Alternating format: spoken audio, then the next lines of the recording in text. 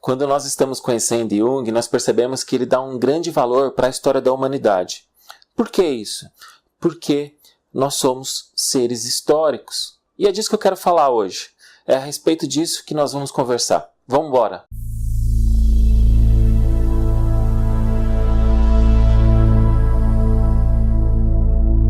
Bom, como eu estava falando para vocês, somos seres históricos. E talvez por conta disso que Jung percebeu o valor dos contos de fada, percebeu também o valor da mitologia dentro do trabalho analítico.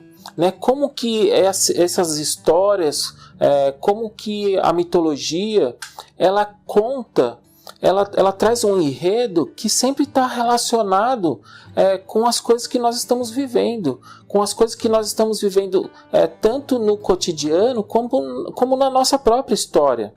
Como que a nossa história, né, desde o nosso nascimento, influencia o aqui e agora.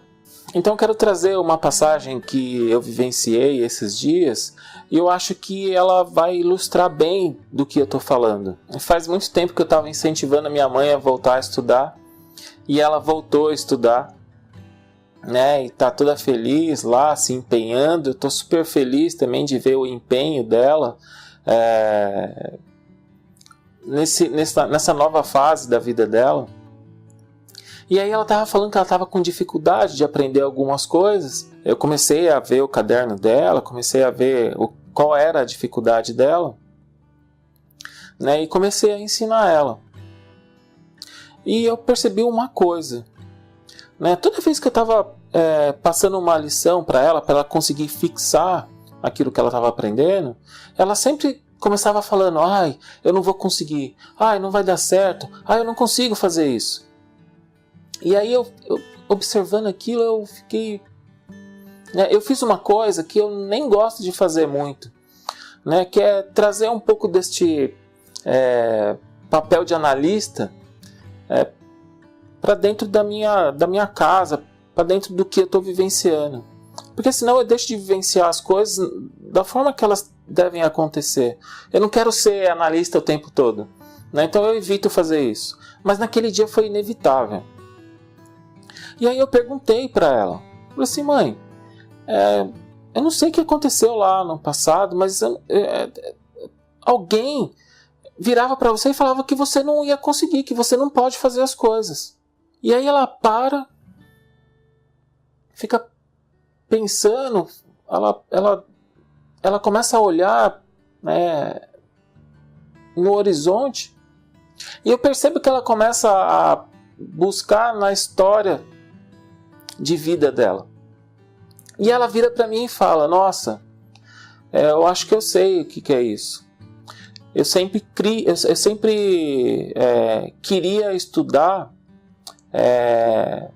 porque eu queria ser professora.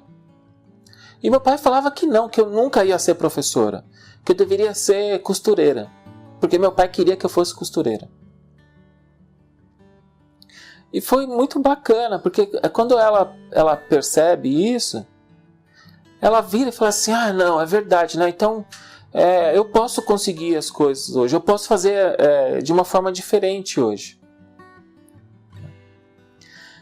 E aí ela percebe o quanto aquela passagem do passado influenciava no momento presente.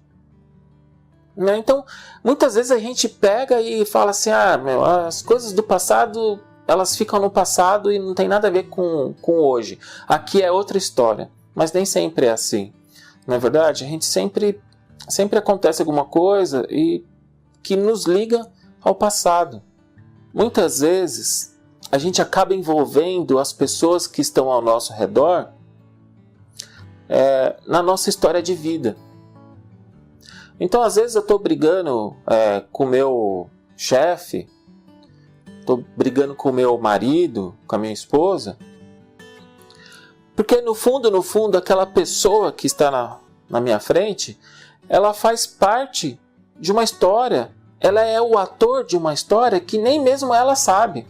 Porque muitas vezes eu estou transferindo, eu estou projetando o papel do meu pai lá atrás nessa pessoa que se encontra aqui na minha frente. Então percebe como essas coisas elas influenciam a gente, mesmo que a gente não queira. Então por que eu quis trazer esse título, né? As vozes do nosso passado, as vozes do passado. Muitas vezes as vozes do passado elas vão se tornar a nossa sombra, aquela figura que impede a gente de prosseguir a nossa vida. Teoricamente impede, mas na verdade eu prefiro olhar de uma outra forma, e é a forma que a gente tem que olhar quando a gente está trabalhando com a psicologia junguiana.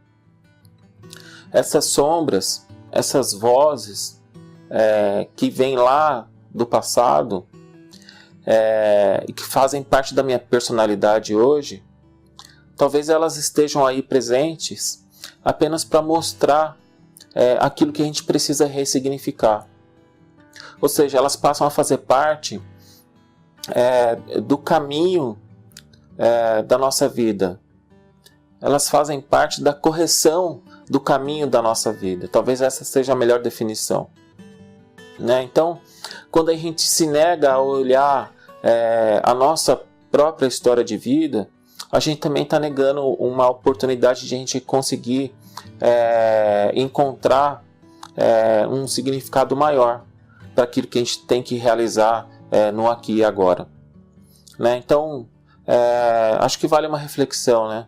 Quem será que um dia lá atrás falou para você que você não poderia realizar determinada coisa, ou que você não iria conseguir alguma coisa?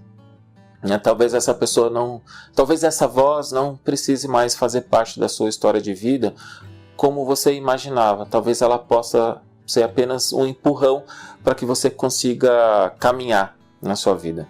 Então era isso que eu tinha para falar hoje. Então, de novo, sempre vou falar, assine o nosso canal. Eu estava ausente aí por conta de algumas coisas que aconteceram na minha vida. Mas eu vou estar escrevendo disso, então acompanhe o blog para você entender como a nossa vida nem sempre segue o caminho que a gente planeja para ela, e às vezes a gente tem que tomar alguns caminhos diferentes. Então assine nosso canal, dê o seu joinha se você gostou deste vídeo, e entre lá no blog também e assine a nossa newsletter, porque você vai ficar sabendo das novidades sempre que eu coloco um vídeo aqui ou que tem alguma coisa nova entrando lá no blog. Eu aciono essa lista de e-mail para que as pessoas fiquem sabendo das nossas novidades. Tá bom? Então era isso. Até o próximo vídeo. Tchau, tchau.